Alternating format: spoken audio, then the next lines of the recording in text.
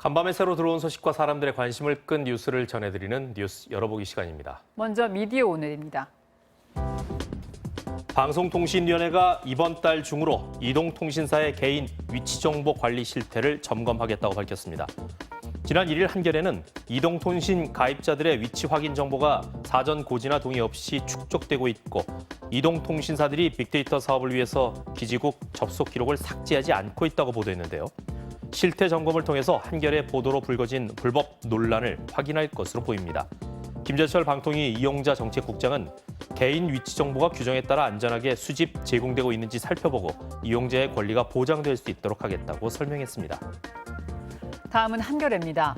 장마 기간 동안 산사태로 인명피해가 있었던 지역 9곳 중에서 8곳은 산사태 위험 지도에 위험 없음 등급으로 분류돼 있었다고 합니다. 산림청은 도로나 건물 등 인위적인 요소와 지형의 경사, 경사면 길이 같은 자연적 요소를 함께 분석해서 산사태의 위험 등급을 매깁니다. 하지만 5명이 목숨을 잃은 전남 곡성 산사태와 일가족 3명의 목숨을 앗아간 경기도 가평 펜션 산사태, 경기도 평택 반도체 공장 산사태 모두 산사태 위험 등급이 최하 등급인 5등급이었던 걸로 확인됐습니다.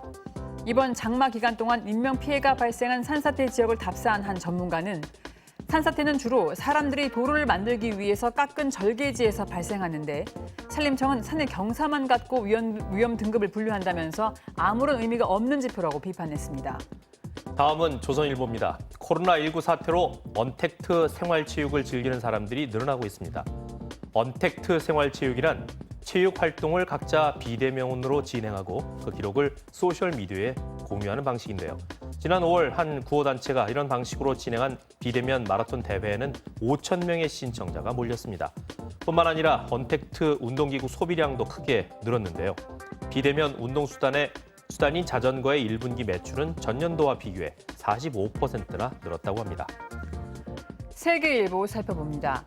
경찰이 메시지 27단계를 역추적하고 허위사실 유포자를 검거하는 등 코로나19와 관련해서 강경한 수사를 벌이고 있습니다. 서울 강남경찰서는 지난 2월 강남 일대에 코로나19 3번 확진자가 거쳐갔다는 허위사실 유포됐다는 신고를 받고 27단계 역추적 수사를 진행했는데요.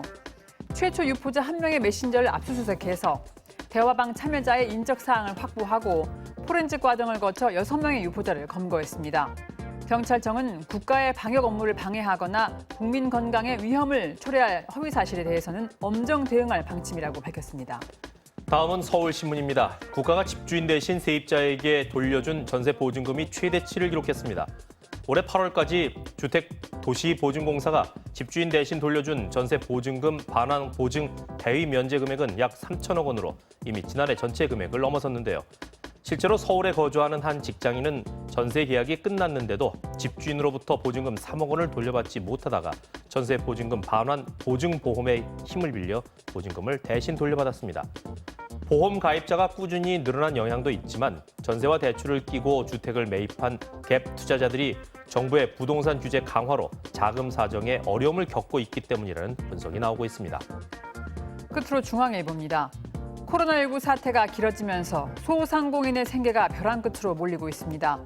소상공인 연합회가 실시한 실태조사에서 코로나19 사태 이후 폐업을 고려하고 있는 소상공인은 73%에 이르는 것으로 나타났는데요.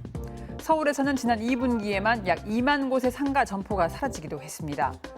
음식점은 1만 곳 넘게 문을 닫았고 관광이나 오락업종의 경우엔 점포 수의 10%가 넘는 1,260곳이 줄어든 것으로 나타났습니다. 지금까지 뉴스 열어보기였습니다.